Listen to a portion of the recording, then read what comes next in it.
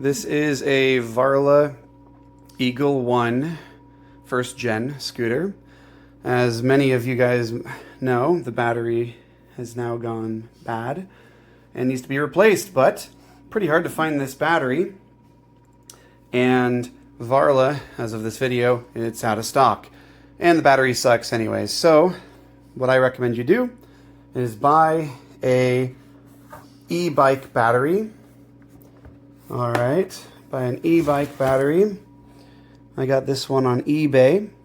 It has the exact same specs as the Eagle One battery. Here is the comparison.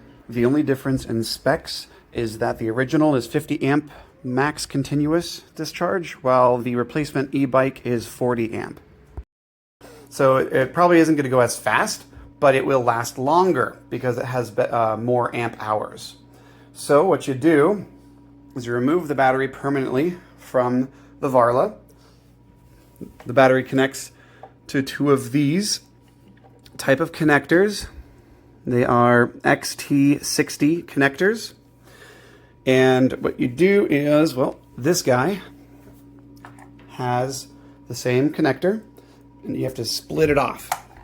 So you buy some extensions of this type of cable.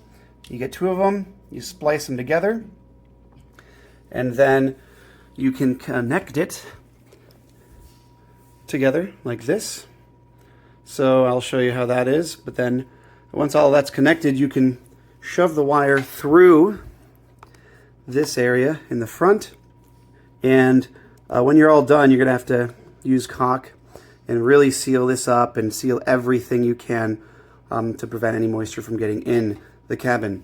Then, once this is wired, zip tie, we're going to be mounting the battery on the back side of the stem to mount this guy. Here's 1, 2, and 3. So we will be mounting it to this the back part of the stem, and then this wire will go through, connect to the extensions, and then everything works.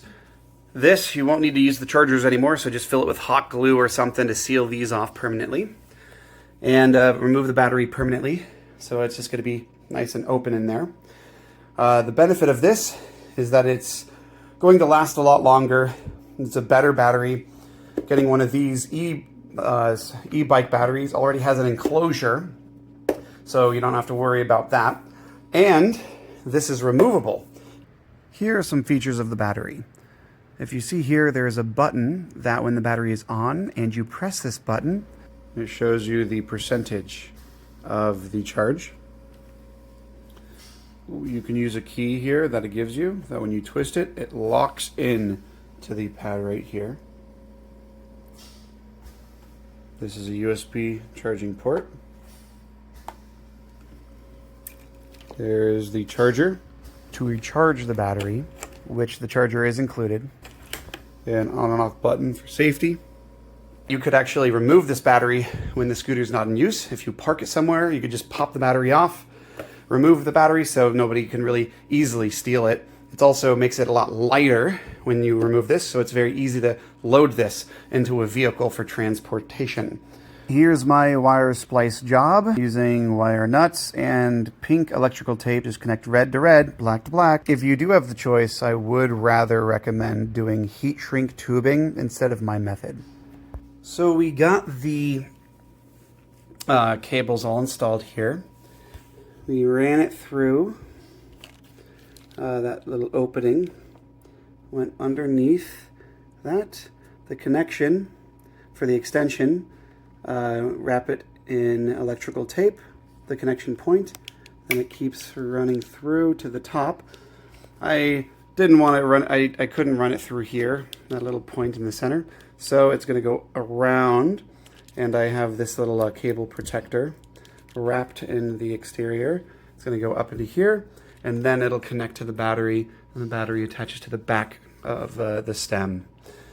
As far as this goes, when I took this thing apart, I did find liquid in the bottom because it wasn't sealed right, probably because that piece was coming out, that little glue job that Varla did.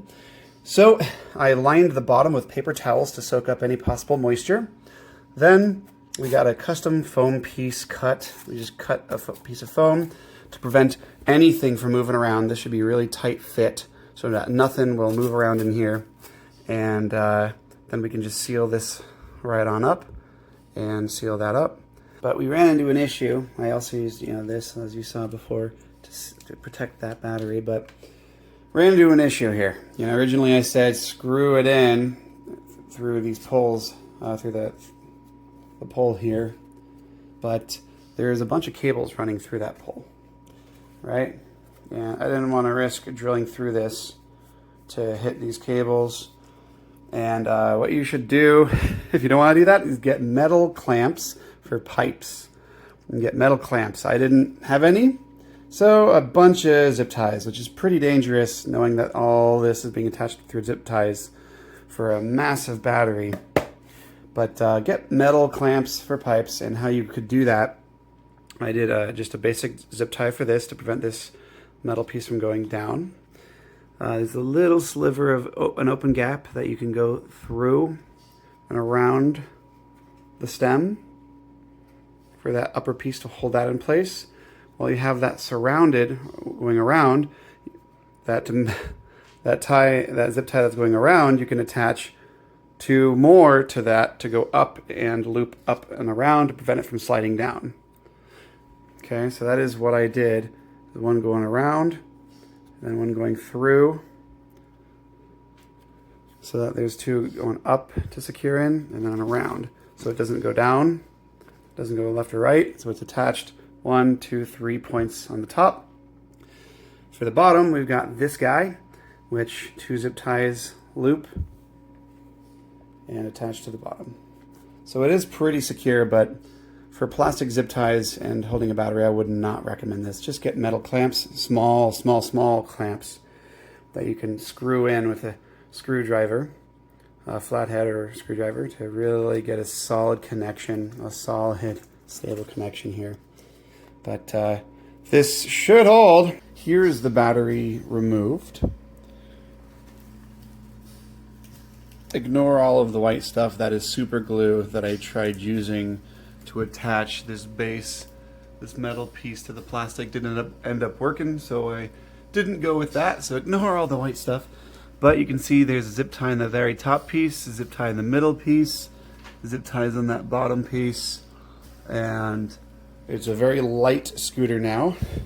And all you gotta do is attach this battery by sliding it up like so, and then it slides down and locks into place like so.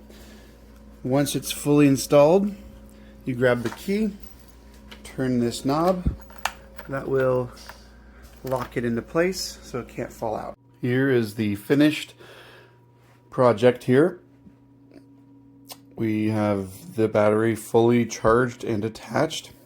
Yes, using zip ties, but I did test ride it, and it is pretty dang stable. I've got one zip tie to secure the metal plate, one zip tie that goes around the loop here that goes up. So basically we have 1 secured, 2, 3 secured, and then 4 secured right here that goes over this cable. So that's 1, 2, 3, 4 zip ties that are all attached to the top part of the scooter. And then we have 2 zip ties that are attached to the bottom of the battery. So I think it's pretty stable, but I can't technically recommend that. It's not really safe enough. So the safest is screwing through the stem here in 3 different places, 1, 2, and 3, but just hard, being that there are cables that are going through that stem. Well, I fully charged this. We're getting 59 volts. And we protected the cable, electrical tape at the top, and right down there, and well protected. We have electrical tape because there's a connection point right here for the extension of the power cord. That goes down, zip tie it to the other cable, and really tuck it under here real good. This does allow for the turning, so no problem there. Does not hit that cable because it gets tucked right underneath there and leads in. Here's my job of the silicone caulk to really seal that up. I used a kitchen, bath, and plumbing, so it's fully waterproof, and even though it's white you don't see it, but that is a full seal in there. It's still drying a little bit of a dry in there, but make sure that's fully sealed off. Extra points if you get in here and seal off the left and right side. There are areas that the inverters, I believe the controllers, connect into for all of the controls right here, from the lights to the brakes and the motor. So there's an area right here and an area right here that you can try to seal up fully to prevent any moisture and liquid from getting in to the cabin. I didn't seal these up yet, so you can fill these up real good, seal these fully to prevent any moisture from coming in. But after that, the scooter is ready to go.